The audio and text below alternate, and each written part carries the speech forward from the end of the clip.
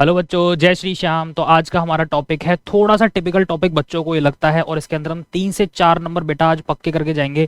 ध्यान से देखना है। डिबेंचर्स का जो पार्ट है, डिबेंचर्स में इशू और रिडम्पशन प्रीमियम पर होती है, तो वो सिनेरियो क्या है। तो बेसिकली मैं यहाँ पर आपके साथ 6 सिचुएशंस डील करना सिखाऊंगा कि 6 सिचुएशंस आ सकती हैं डिबेंचर्स के अंदर, और ध्यान से देखेंगे, एक एक केस को बड़े ध्यान से समझेंगे, विद लॉजिक समझेंगे, कुछ भी रटने की जरूरत नहीं है। आज 3 से 4 नंबर अकाउंट्स के अंदर पक्के कर रहे हैं, ध्यान से देखो। So what is debenture? Debentures are basically एक तरह का लोन होता है, एक तरह का डेट होता है कंपनी के ऊपर, राइट। सो बेसिकली इसका इश्यू और इसके रिडम्पशन, रिडम्पशन मतलब क्या है? Repayment, right. तो बेसिकली आपको ये 6 सिचुएशंस एग्जाम में देखने को मिल सकती हैं। ये 6 सिचुएशंस, पहली सिचुएशन है कि जहां पर डिबेंचर्स को इशू किया एट पार। एट पार मतलब 100 रुपीज। बेटा डिबेंचर्स की जो फेस वैल्यू होती है वो बाय डिफॉल्ट 100 मानी जाती है, आपको पता होना चाहिए। एंड इसका जो रिडम्पशन है, जो रिडीमेबल है, मतलब एक टाइम के बाद जब पूरा पैसा वापस करेगी कंपनी तो एट पार पर ही वापस करेगी। मतलब केस नंबर 1 क्या है? इशू एट पार और रिडीमेबल एट पार। इसके अंदर एंट्री कैसे होगी आगे चर्चा करेंगे। इसके अलावा दूसरा केस हम डिस्कस करेंगे इसके अंदर कि जब डिबेंचर्स को इशू किया है डिस्काउंट पर, मतलब नॉर्मली मेरी फेस वैल्यू होती है 100, बट मैं इशू कर रहा हूं उसको 90 पर, और रिडीमेबल मतलब रिडीम कर रहा हूं उसको, रीपे कर रहा हूं 100 रुपए पर। ठीक है, ये हमारा केस 2 है, ये भी हम सीखेंगे। इसके बाद है इशू करे एट प्रीमियम पर। अच्छा, फेस वैल्यू से ज्यादा कंपनी पैसा मांग रही है डिबेंचर्स पर और लोग खुशी खुशी दे भी रहे हैं, तो वो कंपनी वही हो सकती है जिनकी मार्केट में इमेज अच्छी है, मार्केट में गुडविल अच्छी है, राइट। तो फेस वैल्यू से ज्यादा मतलब 10 रुपए एक्स्ट्रा प्रीमियम के मांगे तो इशू किया है डिबेंचर एट प्रीमियम और उसको रिडीम कर रहे हैं एट पार। तो ये पहले 3 केस जो हैं, इन तीनों केसेस में रिडीमेबल एट पार पर है, और आपके पार, डिस्काउंट और प्रीमियम, ये तीनों सिचुएशंस में इशू है। तो इन तीनों केस को समझेंगे। इसके बाद हम समझेंगे कि इशू करे शेयर्स एट पार पे, मतलब 100 रुपीज पर इशू किए हैं और उनको रिडीम किया गया है एट प्रीमियम, मतलब जब रिडम्पशन की बारी आई, जब पैसा वापस करने की बारी आई, तो 110 रुपए पर डिबेंचर वापस किया गया और लिया था कितना? 100 रुपए। अब ये जो प्रीमियम रिडम्पशन पर देना पड़ रहा है ना, तो ऑब्वियसली यहां पर रिडम्पशन पे ज्यादा पैसा पे करना पड़ रहा है। देखो डिबेंचर्स पर इंटरेस्ट तो कंपनी ऑलरेडी पे कर रही है एक टाइम के बाद, राइट। एक टाइम पीरियड के लिए इंटरेस्ट भी पे कर रही है, और साथ साथ एक टाइम के बाद जब सारा पैसा वापस करने की बात आई तब भी मैं 100 रुपए पर डिबेंचर मैंने लिया था, बट अब 110 वापस कर रहा हूं। तो 10 रुपए जो एक्स्ट्रा वापस कर रहा हूं, it is loss for the company, right. इसको कैसे रिकॉर्ड करते हैं ध्यान से देखेंगे, समझेंगे आगे। एंड 5th सिचुएशन है हमारी, डिबेंचर्स को इशू करा डिस्काउंट पर और उसको रिडीम कर रहे हैं एट प्रीमियम। ठीक है, डिस्काउंट पर इशू किया है और रिडीम कर रहे हैं एट प्रीमियम पे। एंड लास्ट सिचुएशन है हमारा कि डिबेंचर्स को इशू किया है प्रीमियम पे और उसको रिडीम भी कर रहे हैं एट प्रीमियम पे, मतलब इशू भी प्रीमियम पे ही था और कुछ टाइम बाद सारा पैसा जब वापस हो रहा है तो भी प्रीमियम पे ही वापस हो रहा है। ध्यान से समझेंगे। अच्छा, सो बेसिकली अगर मैं बात बोलूं, आपने अकाउंट्स के अंदर एक चीज पढ़ी होगी, अकाउंट में आपने एक कॉन्सेप्ट पढ़ा था, याद हो आपको तो मैं थोड़ा सा आपको याद दिला देता हूं, prudence concept. So what is this prudence concept sir? Prudence concept is basically, in this you have to anticipate all future anticipated losses, मतलब all future losses, you have to record all the future anticipated losses but do not record future incomes। कल के होने वाले losses, आपको लगता है कि कल को कुछ लॉस होने वाला है, उसको आज ही आप बुक्स में रिकॉर्ड कर लोगे, बट कल को होने वाली इनकम्स को आज आप बुक्स में रिकॉर्ड नहीं करोगे। That is concern for prudence concept. तो इस प्रूडेंस कॉन्सेप्ट की फिलॉसफी की वजह से ही ऐसा होता है कि जो प्रीमियम प्रोवाइड किया जाता है ना रिडम्पशन पर, premium provided on redemption of debentures will be recorded as like this. ध्यान से समझना भैया, मैंने डिबेंचर्स को इशू किया था 100 रुपए पर डिबेंचर पे मैंने इशू किया था, मैंने कायदे से 100 रुपए पर डिबेंचर मैंने पैसा लिया था। एक टाइम के बाद जब मैं पूरा पैसा वापस कर रहा हूं तो 100 रुपए वापस ना करके पर डिबेंचर मैं 110 रुपए वापस कर रहा हूं। तो एक्सेस जो 10 रुपए पे कर रहा हूं, ऑब्वियसली ये कल को होने वाला लॉस है, बिकॉज मेरे को एडिशनल पैसा रीपे करना पड़ रहा है, राइट। तो कल के होने वाले लॉस को मेरे को आज बुक्स में शो करना पड़ेगा eight the time of issue, उसको रिकॉर्ड करना पड़ेगा। इसको हम क्यों करते हैं? एज पर प्रूडेंस कॉन्सेप्ट करते हैं, राइट। देखो, तो इसको रिकॉग्नाइज कैसे करेंगे, इसको बुक्स में शो कैसे करेंगे? इसको बुक्स में शो करने का तरीका यह है कि जो कल को होने वाला लॉस है, जो प्रीमियम पर जो आपका 10 रुपए का एक्स्ट्रा पैसा आपको रीपे करना पड़ेगा, दैट इज योर लॉस, उसको आप डेबिट करते हो, बिकॉज लॉसेस को आप नॉर्मली बुक्स में डेबिट करते हो, लॉसेस को डेबिट। एंड ये वो प्रीमियम है जो आप बाद में फ्यूचर में रीपे करोगे। तो सेम आपको क्या करना है, premium on redemption of debenture account credit भी करना है। तो जब भी रिडम्पशन पर प्रीमियम होगा तो at the time of issue ही उस फ्यूचर में होने वाले लॉस को हम रिकॉर्ड कर लेते हैं। क्वेश्चन के थ्रू बहुत अच्छे से समझने की कोशिश करेंगे ऐसा क्यों होता है, कैसे होता है। मैंने आपको बता दिया कि as per concept of prudence ऐसा होता है। प्रूडेंस कॉन्सेप्ट क्या कहता है? Anticipate all future losses but do not record future incomes. कल के होने वाले लॉसेस को आज एडवांस में रिकॉर्ड कर लो, बट कल के होने वाली इनकम्स को आज रिकॉर्ड मत करना। क्वेश्चंस के थ्रू समझते हैं सर। क्वेश्चंस के अंदर मैंने यहां पर आपके सामने 6 क्वेश्चंस पुट किए हैं और 6 के 6 क्वेश्चंस के अंदर मैं जनरल एंट्री आपको अच्छे से समझाने वाला हूं कि यही सिनेरियो एग्जाम में देखने को मिलेंगे। और आज हमारा टारगेट है कि 3 से 4 नंबर हमें पक्के करने हैं। ध्यान से देखो, सबसे पहली एंट्री है issue of 1 lakh rupees. 1 lakh रुपए का इशू किया, मतलब 1 लाख रुपए का फंड रेज किया है 9% डिबेंचर्स पे। ये 9% क्या होता है? 9% इज बेसिकली इंटरेस्ट रेट होता है, जिसकी फेस वैल्यू कितनी है? 100 एट पार। ठीक है, मान लिया कि हमने ये इशू किया था 100 रुपए पर, उसके बाद बोला गया कि रिडीमेबल भी ये है एट पार, मतलब एक टाइम के बाद जब पूरा पैसा वापस करना होगा तो 100 रुपए ही वापस करेंगे। तो मतलब यहां पर फ्यूचर में कोई भी लॉस नहीं होने वाला। तो चलिए इसकी एंट्री देख लेते हैं कैसे रिकॉर्ड करते हैं। देखो, सो फर्स्ट एंट्री पर फोकस करो, सिर्फ बाकी और एंट्री कुछ देखने की जरूरत नहीं है, सिर्फ फर्स्ट एंट्री पर फोकस करेंगे। तो सबसे पहले क्या होता है कि आपके पास पैसा आता है तो बैंक अकाउंट डेबिट, और किसके बदले में आता है? 9% डिबेंचर एप्लीकेशन एंड अलॉटमेंट। ठीक है, यहां पर आपको सिंगल एक एंट्री करनी है तो एप्लीकेशन अलॉटमेंट को कंबाइन करके एंट्री करोगे। ठीक है, तो ये क्या है? ये मेरी लायबिलिटी है, राइट। और ये मेरा बैंक से पैसा रेज हुआ है बिकॉज अल्टीमेटली मेरे पास 1 लाख रुपए आया है। तो 1 लाख से डेबिट और 1 लाख से यहां पर ट्रांजेक्शन में क्रेडिट। ओके, तो अब इशू के टाइम पर ही मेरे को इसको शो करना पड़ेगा डिबेंचर अकाउंट के अंदर, राइट। तो अब 9% डिबेंचर एप्लीकेशन अलॉटमेंट को डेबिट कर दो और इसको 9% डिबेंचर अकाउंट के अंदर क्रेडिट कर दो, राइट। बिकॉज मैंने अब क्या करा? मैंने अपनी लायबिलिटी बना दी। इसको 9% डिबेंचर अकाउंट क्या है? ये मेरी एग्जैक्ट लायबिलिटी है। तो 1 लाख रुपए से ये एंट्री कंबाइंड होगी। ओके, तो पहला सिनेरियो बड़ा सिंपल था कि बैंक से फंड रेज किया एंड उस फंड को मैंने तुरंत ट्रांसफर कर दिया 9% डिबेंचर अकाउंट के अंदर। ओके, अब बात करते हैं सर सेकंड सिनेरियो की। Question number 2, issue of 1 lakh rupees. 1 lakh रुपए के ही डिबेंचर में इशू कर रहा हूं, 9% का इंटरेस्ट रेट रहेगा, 100 रुपीज की फेस वैल्यू रहेगी, ईच एट अ प्रीमियम। ठीक है, ये इशू किया है एट प्रीमियम ऑफ 5 रुपए, मतलब 5%, मतलब अगर 100 का 5% में निकालता हूं तो 5 रुपए होता है, 5 रुपीज होता है, but redeemable at par. Sir issue कर रहे हो प्रीमियम पर और रिडीम करोगे एट पार पे, तो ये वही कंपनी कर सकती है जिनकी मार्केट में वर्थ अच्छी है, मार्केट में गुडविल अच्छी है, वो खुशी खुशी ज्यादा पैसा देने के लिए तैयार हो जाते हैं उसको, राइट। तो 100 रुपए से ज्यादा पैसा मांगा, 100 रुपए से ज्यादा पैसा मांगा, कितना? 5 रुपए एक्स्ट्रा मांगा, 100 + 5। ठीक है, प्रीमियम पर इशू करे हैं डिबेंचर्स और उसके बाद रिडीम करेंगे एट पार पे, मतलब जब वापस करने की बात आएगी तो 105 तो लेंगे बट बाद में 100 वापस करेंगे। चलो जी, इसकी भी एंट्री समझ लेते हैं। तो देखो, सबसे पहले पैसा आपके पास आएगा, कंपनी के पास आएगा। जब भी आप अकाउंटिंग करते हो अपने आपको क्या समझना है? बिजनेस समझना है। अपने आपको क्या समझ रहा हूं मैं यहाँ पर? कंपनी समझ रहा हूं जिसके पास पैसा आ रहा है। देखो, अकाउंट पढ़ के आप अकाउंटेंट बनोगे और अकाउंटेंट अकाउंटिंग करता है बिजनेस के प्रोस्पेक्टिव से, ना कि किसी दूसरी पार्टी के प्रोस्पेक्टिव से, मतलब ओनर के प्रोस्पेक्टिव से या बाहर वाली जो एक्सटर्नल पार्टीज हैं, इन्वेस्टर्स हैं, लेंडर है, उनके प्रोस्पेक्टिव से कभी भी कोई अकाउंटेंट एंट्री पास नहीं करता। हमेशा अपने आप को बिजनेस समझो। जब भी आप कॉमर्स पढ़ रहे हो, कॉमर्स कर रहे हो, अपने आप को बिजनेस समझो। आपके पास पैसा आया डेबिट, आपके पास से पैसा गया क्रेडिट, दैट्स इट। तो मैं कंपनी हूं, मेरे पास पैसा आया, कितना पैसा आया सर? देखो, अब मेरे पास यहां पर आएगा क्योंकि मैंने डिबेंचर्स को इशू किया है प्रीमियम पे, तो अब मेरे पास आएंगे 105 रुपए, 105 रुपीज आएंगे मेरे पास, राइट। तो 105 मल्टीप्लाई, ठीक है, अब ये प्रीमियम पे थे तो 1 लाख + 5,000 का और हो जाएगा, राइट। 5,000 का प्रीमियम और हो जाएगा। देखो यहां पर नंबर ऑफ डिबेंचर, चाहो तो नंबर ऑफ डिबेंचर निकाल लो। सर यहां पर ये आपने किस हिसाब से कैलकुलेशन करी है समझ में नहीं आई, तो देखो 1 लाख रुपए का फंड रेज कर रहा हूं, नॉर्मली फेस वैल्यू कितनी होती है? 100, कट कर दो, कितने डिबेंचर्स हैं बेटा? 1000 डिबेंचर्स हैं। ठीक है, अब 1000 डिबेंचर्स पर 105 रुपए आएंगे तो कितने हो गए? 1,05,000 रुपीज।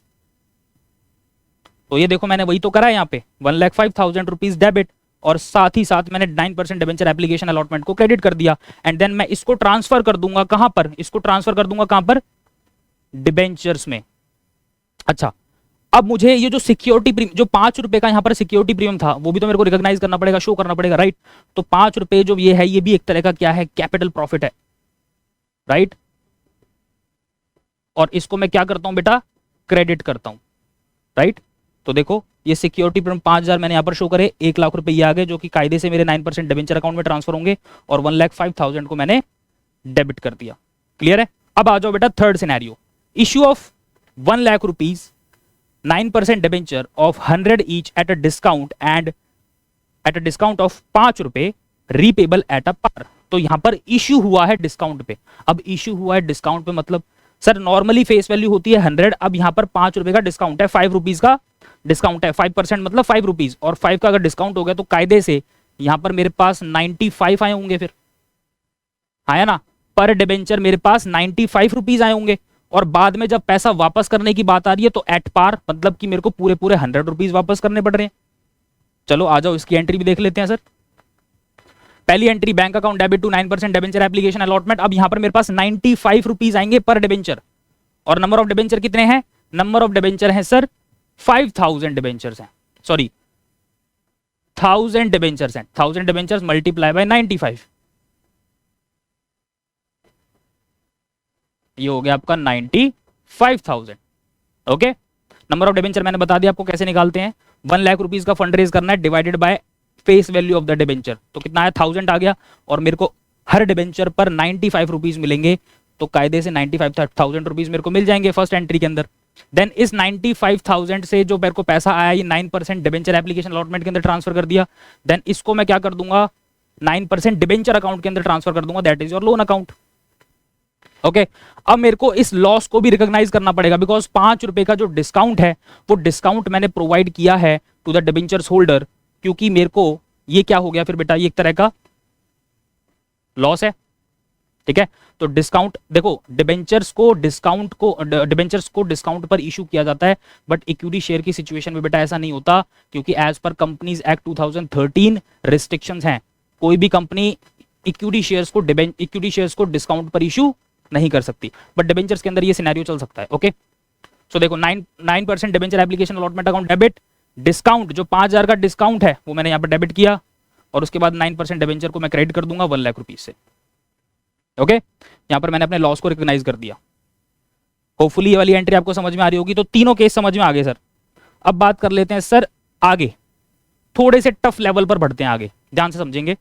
चलिए अब आगे चलते हैं, अगला सिनेरियो समझते हैं, फोर्थ केस। सो फोर्थ केस के अंदर देखो क्या है कि इशू किया है 1 लाख रुपए का, मतलब 1 लाख रुपए का फंड रेज किया है 9% डिबेंचर से, 100 रुपीज की फेस वैल्यू रहेगी, मतलब ये पार वैल्यू है, और उसके बाद बोला गया एट पार ही वो इशू हुआ है, एट पार ही वो इशू है, मतलब 100 रुपीज पर डिबेंचर लिया है, और जब रीपेबल की बात आई, मतलब जब रीपेमेंट रिडम्पशन की जब बात आई तो 5 रुपए एक्स्ट्रा वापस कर रहे हैं, मतलब जब वापस करने की बात आएगी तो 105 रुपए वापस करेंगे। अब ये है यहां पर 5 रुपए फ्यूचर में होने वाला लॉस, और इसके लिए मैंने आपको बता दिया कि इसको आज ही रिकॉग्नाइज करेंगे, at the time of issue ही हम इसको बुक्स में शो करेंगे एज पर प्रूडेंस कॉन्सेप्ट। चलिए समझते हैं इसकी एंट्री। सबसे पहले मैं बात करूंगा पैसा आएगा कितना। सर पैसा आएगा bank account debit to 9% debenture application and allotment, right, पूरा आएगा 1 लाख रुपए। तो ये देखो यहां पर 1 लाख रुपीज आए, राइट। अच्छा, रिडम्पशन के टाइम पर, जब रिडम्पशन की बात आएगी कुछ टाइम के बाद, जब मैं पूरा पैसा वापस करूंगा उस टाइम 5,000 का लॉस है, राइट। और मैं आपको ऑलरेडी बता चुका हूं कि इस लॉस को आज ही रिकॉग्नाइज करना पड़ता है बुक्स में। तो देखो ये वाली एंट्री और प्लस ये वाली एंट्री, इसको मैं कंबाइन कर रहा हूं इस एंट्री के साथ। इसका रीजन ये है कि मैं आज ही कल को होने वाले लॉस को रिकॉग्नाइज कर रहा हूं बुक्स में, राइट। तो 9% तो कायदे से मेरा डिबेंचर होगा, डेबिट होगा ही, और उसके बाद इसको फंड को मैं ट्रांसफर कर दूंगा 9% डिबेंचर अकाउंट के अंदर, that is my liability. 1 lakh रुपए सीधे मैंने ट्रांसफर कर दिए, और उसके बाद जो लॉस है, जो कल को होने वाला लॉस है, कल को होने वाला जो लॉस है, जो 5,000 का कल को लॉस होगा मेरा at the time of repayment, उसको मैं क्या कर रहा हूं, debit, right, as per prudence concept, and same premium हमारा हो जाएगा ये क्रेडिट। क्लियर है? लॉजिक समझ में आ रहा है बच्चों? हाँ जी सर आ रहा है। चलो आगे देखो, अब चलते हैं फिफ्थ सिनेरियो की तरफ। फिफ्थ केस है हमारा issue of 1 lakh 9% debenture of 100 each at a discount. Issue किया है डिस्काउंट पे ऑफ रुपीज 5 या 5%, ठीक है। तो 5 रुपए यहां पर इशू डिस्काउंट पर है, ठीक है। उसके बाद रिडम्पशन की अगर मैं बात करूं तो 5 रुपए premium eight the time of redemption है, तो इशू भी डिस्काउंट पर हुआ है, और रीपेमेंट के टाइम पर भी 5 रुपए एक्स्ट्रा पे करूंगा। चलिए देखते हैं इसकी एंट्री को, समझिए ध्यान से। तो सबसे पहली बात अगर मैं बात करूं कि बैंक में पैसा कितना आएगा, भैया मेरा इस इशू ही डिस्काउंट पर हुआ है, इशू ही मेरा 5% डिस्काउंट पर है, तो मतलब कायदे से मेरे पास इशू के टाइम पर 95 रुपीज आएंगे। यस और नो? यस सर, क्योंकि यहां पर इशू डिस्काउंट पर हुआ है, राइट। और 1000 मेरे डिबेंचर्स हैं, जो कि मैंने आपको पहले बता दिया कैसे निकालेंगे, राइट। तो bank account debit to 9% debenture application allotment, and कायदे से जो मेरा अकाउंट में आएगा पैसा वो आएगा 95,000 रुपीज। ओके, उसके बाद मैं इसको क्या करूंगा, इसको ट्रांसफर कर दूंगा डिबेंचर अकाउंट के अंदर, राइट। बट एक और चीज यहां पर समझना, यहां पर बेटा दो तरह का लॉस होने वाला है। क्या क्या होने वाला है सर? दो तरह का लॉस होने वाला है। एक तो लॉस है मेरा डिस्काउंट, एक तो लॉस है मेरा डिस्काउंट। दूसरा लॉस क्या है सर? रिडम्पशन के टाइम पर प्रीमियम भी तो देना पड़ेगा, राइट। तो टोटल अगर मैं डिस्काउंट की बात करूं तो क्या मेरा डिस्काउंट टोटल जो मेरा लॉस है, अगर मैं टोटल लॉस की बात करूं तो क्या मेरा टोटल लॉस 10,000 का नहीं हो जाएगा, राइट। क्योंकि 5,000 का डिस्काउंट स्टार्टिंग में है eight the time of issue, तो वो लॉस, और उसके बाद प्रीमियम पर मैं रिडीम करूंगा तो 5,000 पे extra eight the time of redemption भी दूंगा, राइट। तो टोटल जो लॉस होता है, मतलब discount plus premium on redemption, इन दोनों को कंबाइंड करके आप loss on issue of debenture account में ट्रांसफर कर सकते हो, और उसके अंदर मैं पूरा 10,000 ट्रांसफर करूंगा, और कायदे से जो मेरे पास पैसा आया था वो 95 ही आया था। इसमें से जो प्रीमियम वाला लॉस है जो मेरे को बाद में देना है, राइट, इसमें से जो 5,000 वाला है उसको अलग से रिकॉग्नाइज कर दो। तो देखो यहां पर मैंने 5,000 अलग से रिकॉग्नाइज कर दिया बुक्स में, ओके। और 9% डिबेंचर्स के अंदर मेरे पूरे 1 लाख रुपए ट्रांसफर होंगे। Any doubt? No sir. अब समझते हैं लास्ट केस। लास्ट केस में क्या है? Issue of 1 lakh, 9% debenture of 100। अब यहां पर इशू एट पार पर है, 100 एट प्रीमियम, ओके। सो मतलब यहां पर 100 प्लस प्रीमियम, प्रीमियम कितना है सर? 5% है, तो मतलब 5 रुपए यहां पर प्रीमियम भी है, तो 105 रुपए पर इशू हुआ है। चलिए ठीक है। उसके बाद रिडीमेबल की अगर मैं बात करूं तो रिडम्पशन के टाइम पर 5 रुपए प्रीमियम है, ओके। तो ठीक है, इशू के टाइम पर 5 रुपए प्रीमियम है और रिडम्पशन के टाइम पर 5 रुपए प्रीमियम है। चलो ठीक है जी, अच्छी बात है, इसको रिकॉर्ड करना सीखते हैं। देखो सबसे पहले मेरे पास पैसा कितना आएगा सर? इशू प्रीमियम पर है तो ऑब्वियसली मेरे पास 105 रुपए आएंगे, राइट। तो 105 रुपए 1000 डिबेंचर्स पर कितने होते हैं? 1,05,000 रुपए, राइट। अब इसको मैं ट्रांसफर कर दूंगा कहां पर? 9% डिबेंचर अकाउंट के अंदर। कितना जाएगा? 1 लाख रुपए ये जाएगा स्पेसिफिकली डिबेंचर्स का, और जो 5 रुपए प्रीमियम है, जो 5 रुपए premium eight the time of issue है बेटा, उसको आप अलग से शो करोगे, राइट। उसको आप अलग से शो करोगे, बिकॉज ये जो सिक्योरिटी प्रीमियम होता है इसको सेपरेट रखा जाता है, राइट। बिकॉज इसके ऊपर रिस्ट्रिक्शंस होती हैं as per the companies act 2013। तो इसको मैं इसमें इंक्लूड करके नहीं दिखा सकता, राइट। इसमें इंक्लूड करके नहीं दिखा सकता बिकॉज ये लाइबिलिटी है और ये सिक्योरिटी प्रीमियम है, ये सिक्योरिटी प्रीमियम अलग होता है, राइट। उसके बाद अगर मैं लॉस की बात करूं तो यहां पर कायदे से लॉस कितना है सर? लॉस तो यहां पर एक ही है, जो फ्यूचर में मेरे को प्रीमियम देना पड़ेगा eight the time of redemption. तो 5,000 का यहां पर मेरा लॉस है, इस लॉस को भी यहां पर रिकॉर्ड करूंगा डेबिट साइड, ओके। सो 1,05,000 मैंने डेबिट करे, जिसमें 1 लाख मेरे लोन में ट्रांसफर हो जाएंगे, 5,000 का मेरा प्रीमियम है वो मैंने अलग से शो कर दिया। अब ये वाला जो लॉस है, इस लॉस को मेरे को पता है कि कैसे रिकॉर्ड करना है, जो कि रिडम्पशन के टाइम पर प्रीमियम है, राइट। तो लॉस को मैं यहां पर डेबिट कर दूंगा 5,000 से, और ये सेम जो है देखो यहां पर क्रेडिट भी हो रहा है, राइट। होपफुली ये आपको अच्छे से समझ में आया होगा, और मेक श्योर इस टॉपिक को बिल्कुल भी स्किप नहीं करोगे।